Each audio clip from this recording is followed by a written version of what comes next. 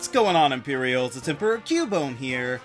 The Kalos region provided a gorgeous new 3D world in which to experience Pokémon, and even added new mechanics. However, they did not supply a plethora of brand new creatures, and even fewer that would be eligible of having more than the standard dual typing. However, the ones that are deserving are pretty interesting. So let's just see which Pokémon from Kalos need to have triple types. Starting with number 6, Chestnut. There are Pokémon that could have 3 types from Gen 6, like giving Fairy to the Witch Fox, or keeping normal on Talonflame for some reason, but those wouldn't really do all that much. So I think if we turn our attention to the Grass-type starter, it would be better for everyone. First of all, I gotta say, I had no idea that it was so looked down on. I mean, I knew that Quilladin was a laughingstock, but I always felt that the other 2 stages made up for that, because Chespin was just so adorable, and then to me, Chestnut was a solid, powerful partner to use throughout the region. But maybe we can win some people over with a 3rd type. Chestnut became the 2nd ever grass and fighting type, which makes it weak to fire, poison, ice, psychic, fairy, and quad weak to flying, but it resists water, ground, dark, grass, electric, and rock. So that's fairly even, but the flying threat is pretty high even with the hyper defense. So what's the 3rd type? Well, I'm thinking that Steel would work best. Its shell is supposedly able to withstand a bomb, and a simple tackle is said to be able to flip a tank. So I think that some metal under the surface is not only possible, but likely. So Steel is weak to fire, ground, and fighting, and it resists just so much. Just look at the screen there, I'm not going to list them all. But when you combine them together, it becomes weak to fighting, a regular flying weakness, and then quad weak to fire, so that's a lot of canceling out. And it would resist water, dark, steel, electric, bug, dragon, normal, quad resists grass and rock, and is immune to poison. So that really helps Chestnut with a lot fewer weaknesses, and it's not like it didn't have a quad weakness before, so it's basically the new harder hitting Ferrothorn with the new stab steel moves that it already gets, putting Chestnut in pretty good company with the steel type starters. Number 5, Diggersby. So, I don't like Diggersby, I've made no secret about that.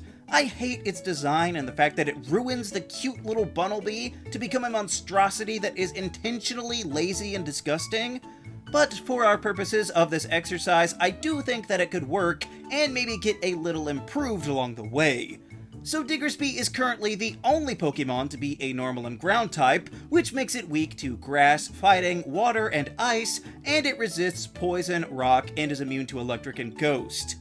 But if we were to give this boorish hair another type, I think we can all see fighting as the most fitting, right? I mean, its ear fists are enormous, and said to be even more powerful than heavy machinery, not to mention the number of fighting type moves that it easily gets access to. So, fighting is weak to Psychic, Flying, and Fairy, and it resists Dark, Bug, and Rock. And putting them together would make Diggersby weak to Grass, Psychic, Water, Fighting, Flying, Fairy, and Ice. Oh wow, okay, none of that cancelled out. But it resists Poison, Dark, Bug, Quad resists Rock, and is immune to Electric and Ghost. So really, none of that interacts at all, just piling on a bunch more on both sides. But seeing as how ground and fighting are both tied for being the most offensive super effective types, that would mean Diggersby would be pretty terrifying to face. Maybe that's why we still don't have a ground and fighting type combination. So making Diggersby the first one might help to save it a little bit. Number 4, Gourgeist. The Pumpkaboo line probably should have been from the Unova region for a number of reasons, but since we do have it here in Kalos, let's see what it's all about. Gourgeist is grass and ghost, which means that it's weak to fire, flying, ice, dark, and ghost itself, while resisting grass, electric, ground, and water, with immunities to normal and fighting. So that already cancels out some of the grass-type weaknesses.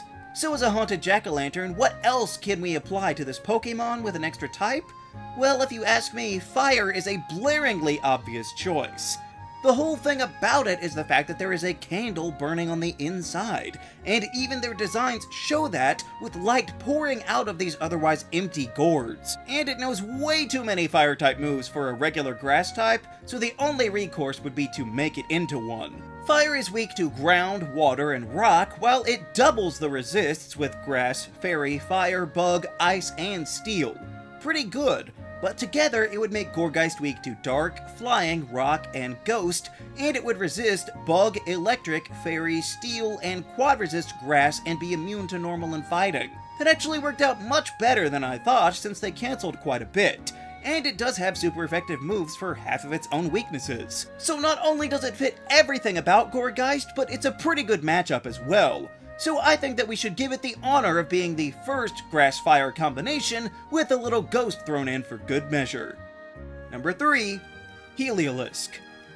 Helioptile was one of the first Pokémon from Kalos that we got to see, and it was quite intriguing as some kind of lizard dog thing, but then we learned that it was not pure electric, but also normal type as well. Okay, well, together they're actually not that bad, only being weak to ground and fighting, so be sure and avoid that Diggersby from earlier, and it resists flying, steel, electric, and is immune to ghost.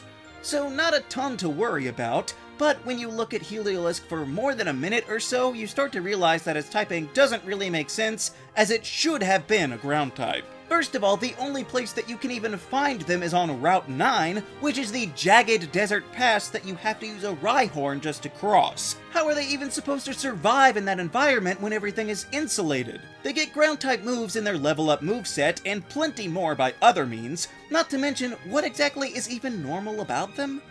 So the ground type is weak to grass, ice, and water, while it resists poison and rock and is immune to electric. But when you put it together, it cancels absolutely nothing, and all of the strengths and weaknesses remain, with the only difference being the electric resist becomes an immunity.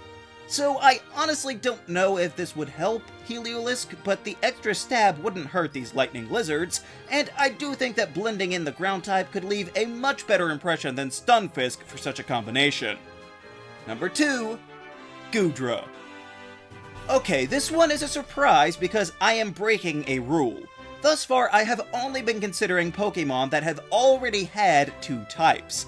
Yet Goodra has been living as a pure dragon for years. But I do think that we can all agree that this is fairly absurd because it has so many possibilities. I mean, these things are basically blobs of water that evolve in the rain, so they could easily be water type, but they are also covered in slime that is said to dissolve anything, so poison also seems like a good option, and I would even say the bug type is viable because they're basically just giant snails. Dragon, of course, is weak to ice, dragon, and fairy, and it resists grass, fire, water, and electric. So what will be the magic ingredients that we stir into the Goodra line? Well, I would say poison and bug would be most likely. Poison because of the literal goo in all of their names, and bug because we still don't have it paired with the dragon type yet. So those 2 types together create weaknesses to fire, rock, flying, and psychic, and they resist poison, bug, fairy, and quad-resist grass and fighting. So when you put it with dragon, it becomes weak to ice, rock, dragon, flying, and psychic, but it resists water, bug, poison, electric, quad resists fighting, and 8 times resists grass. It makes sense to me to have these as the types that we add to Goodra, and ordinarily I wouldn't even think to include monotyped Pokémon, but the fact that these goopy snail dragons have multiple options makes them too good to pass up. And that's not even mentioning the Hisuian version that brings in yet another type and only reinforces the bug theme. If you think that it should have been water instead, I won't even argue with you, but I didn't do that because of, number 1, Dragalge. Even without a lot of new Pokémon, it seems like the Skrelp lines still somehow get overlooked in Kalos, even if it did evolve into a unique poison and dragon typing. These 2 types together create weaknesses to ground, dragon, psychic, and ice, and it would resist water, bug, electric, poison, fire, fighting, and quad-resist grass. So that's pretty good already. But Dragalge is one of those interesting Pokémon that shifts typing upon evolution. Because Skrelp is poison and water, so I think that keeping the water on Dragalge would make total sense. After all, you can still find it by fishing just like before, and it gets to keep tons of water attacks in its arsenal. So water is only weak to grass and electric, and it resists fire, ice, steel, and water itself. So putting them all together would just have Dragalge keep its old weaknesses minus ice, since it just cancels out. So then it would resist bug, steel, fighting, poison, a regular grass resist, while quad resisting both water and fire. This actually works out great for our mock kelp friend, since the water offers only improved defenses and greater offensive capabilities. It doesn't necessarily change Dragalge's functionality, but it would improve the traits that it already has. While it may not have as many options as some other Pokemon out there, it perfectly fits these 3 types in every way. And if Pokemon had 3 types back then, you best believe this aquatic Venom Drake would have been the first one in line. So those are the top 6 Kalos Pokemon that I believe to be deserving of triple types. And even with the limited roster, there are still plenty more Pokemon that could pull it off. Which Pokemon from Kalos would you give triple types? Let me know down in the comments. Also be sure to leave a like, share this video, and subscribe so that you too can become an Imperial today. And until next time, stay grounded.